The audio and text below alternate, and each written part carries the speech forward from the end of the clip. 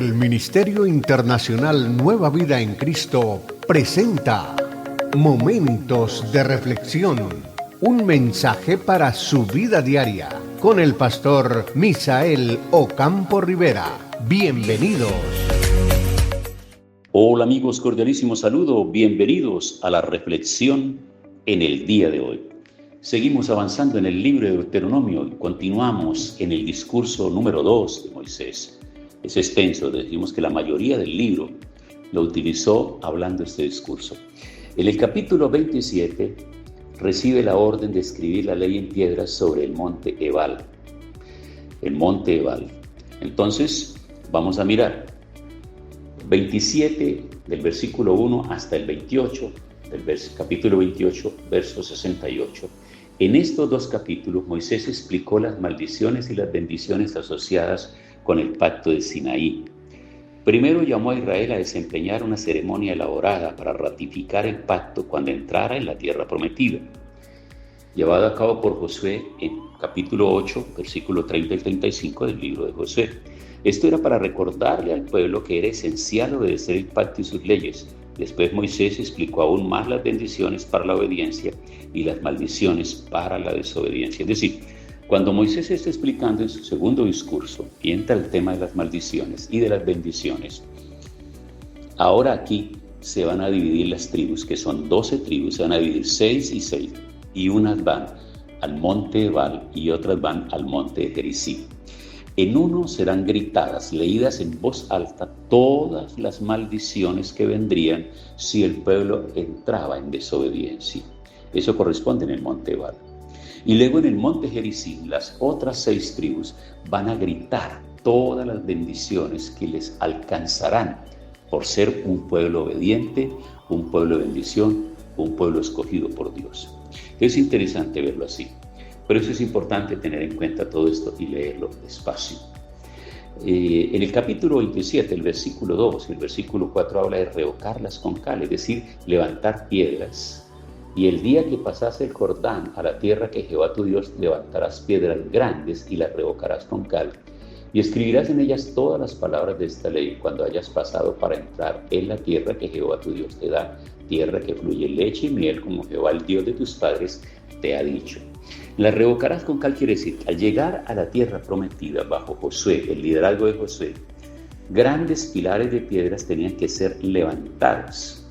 Siguiendo el método usado en Egipto, tenían que ser preparados para la escritura al revocarlas con cal. Van a levantar unas piedras inmensas y las van a revocar, es decir, las van a pintar con cal que quede un fondo blanco, para que luego ahora se escriba sobre ese fondo cada una de las declaraciones que vienen de parte de Dios.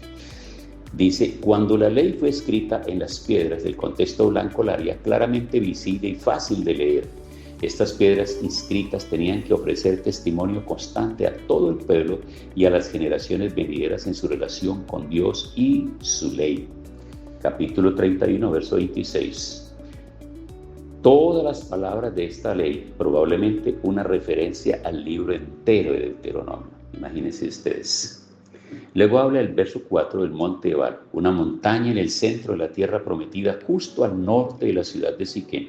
Y fue en Siquem que el Señor apareció por primera vez a Abraham en la tierra y donde Abraham edificó su primer altar al Señor.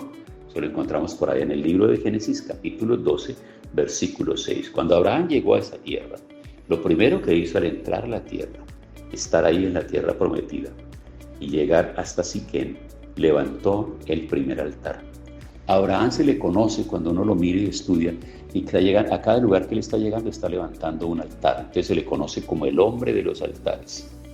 Esta montaña, en donde los pilares de piedra con la ley y el altar fueron edificados, fue el lugar donde las maldiciones tenían que ser leídas.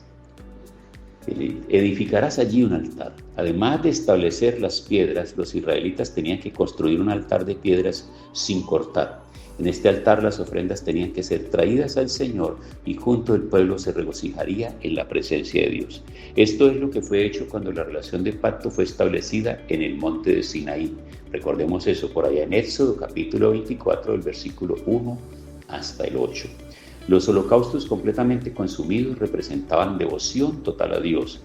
Las ofrendas de paz expresaban gratitud a Él. En el versículo 12 y 13 del capítulo 27 dice: cuando hayas pasado el Jordán, estos estarán sobre el monte Gerizim para bendecir al pueblo. Preste atención cuáles serán las tribus encargadas de gritar la bendición allá sobre el monte Gerizim: Simeón, Leví, Judá, Isaacar, José y Benjamín. Y estos estarán sobre el monte Ebal, es decir, el otro monte, para pronunciar la maldición: Ruén, Gad, Aser, Zabulón, Dan y Neftalí. Y hablarán los levitas y dirán todo varón de Israel en alta voz. ¿Se dan cuenta? Las 12 tribus fueron divididas en 2 grupos de 6 cada uno. La tribu de Leví tenía que participar en el primer grupo. Las tribus de Manasés y Efraín estaban juntas como la tribu de José. El monte Gerizim, esta era la montaña justo al sur del monte Ebal, en la ciudad de Siquén, en el valle, desde el cual las bendiciones tenían que ser leídas. Quizá el arreglo hacía posible que los sacerdotes estuvieran de pie junto al arca del pacto en el valle entre las 2 montañas, con 6 tribus localizadas hacia el norte, hacia el monte Ebal, y 6 hacia el sur, hacia el monte Gerizim.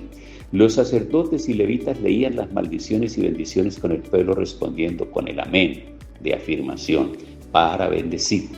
Las bendiciones que debían ser recitadas desde el monte Gerizim no fueron registradas en este pasaje, sin duda alguna omitidas aquí para enfatizar que Israel no mostró ser obediente al pacto y por lo tanto no disfrutó de las bendiciones. 12 ofensas sirven como ejemplo del tipo de iniquidades que hacían que uno estuviera sujeto a la maldición. Estas ofensas pueden haber sido escogidas porque representan pecados que podrían no ser notados y por lo tanto permanecer en secreto. Luego dice en el 27:15: el hombre que hiciere escultura o imagen. La primera maldición tenía que ver con la idolatría, el quebrantamiento del primero y segundo mandamiento. Amén. A cada maldición el pueblo respondía amén. La palabra quiere decir así sea. Así el pueblo indicaba su entendimiento de acuerdo con la afirmación realizada. El que deshonrare a su padre y a su madre. La deshonra del padre era el quebrantamiento del 5.º mandamiento. El que hiciere errar al ciego, este se refiere a abusar de un hombre ciego, pervirtiere el derecho, tomar ventaja de aquellos que miembros de la sociedad que podrían ser fácilmente abusados, estaban desprotegidos. Entonces, ojo con aquellos que pervirtieren ese derecho. El que se acostare con la mujer de su padre. Esto tiene que ver con lo que se dice en el capítulo 22, el verso 30, que está dentro de la ley, que está penalizada. Por eso debía tenerse en cuenta, y aparece aquí que es muy importante: ninguno tomará a la mujer de su padre ni profanará el lecho de su padre. En temas de la sexualidad, en temas de los cuidados que hay que tener en estas relaciones de intimidad. El que se ayuntare con cualquier bestia. Éxodo capítulo 22, verso 19. Levítico capítulo 18, verso 23. Capítulo 20, versículos 15 y 16. Está hablando de la prohibición de ayuntarse con bestias y de practicar el bestialismo.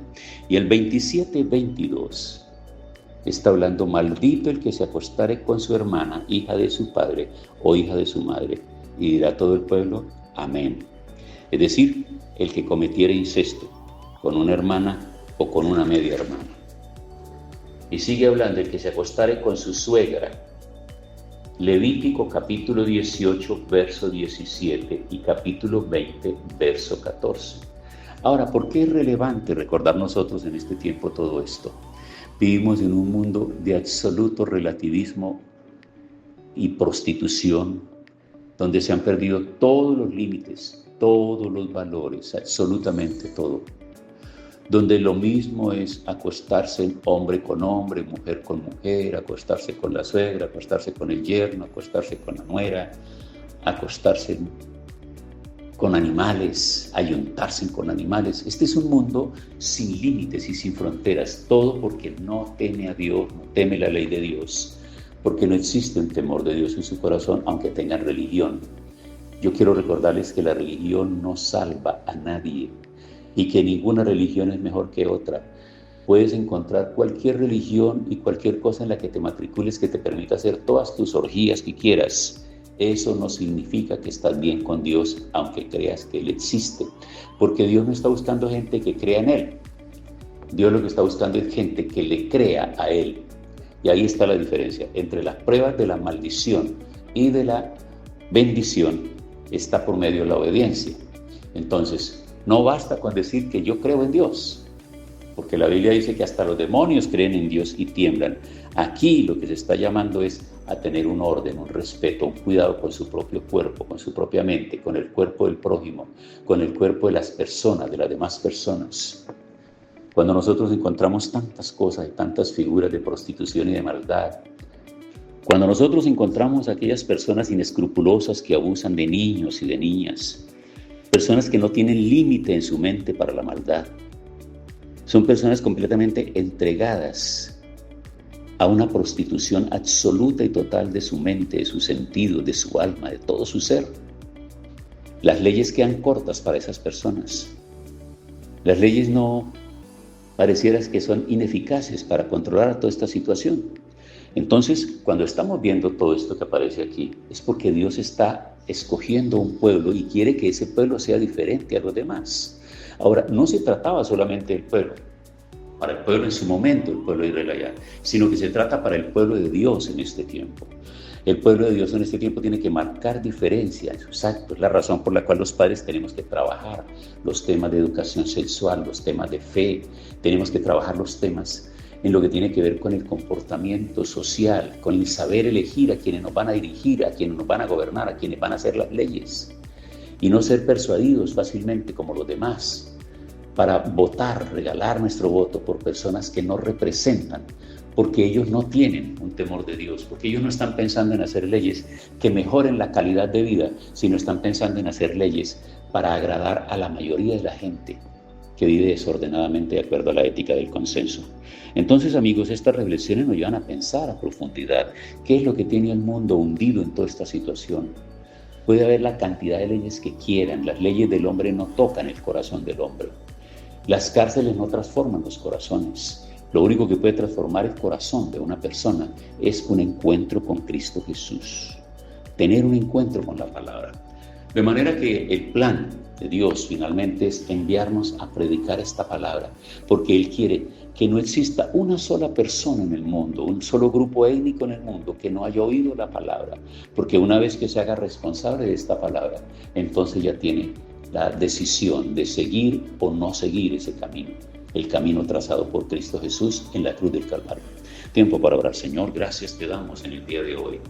Una vez más, esta palabra nos invita a acercarnos a ti, a reflexionar nuestros comportamientos, nuestras actitudes y todo aquello que se presenta en la vida diaria.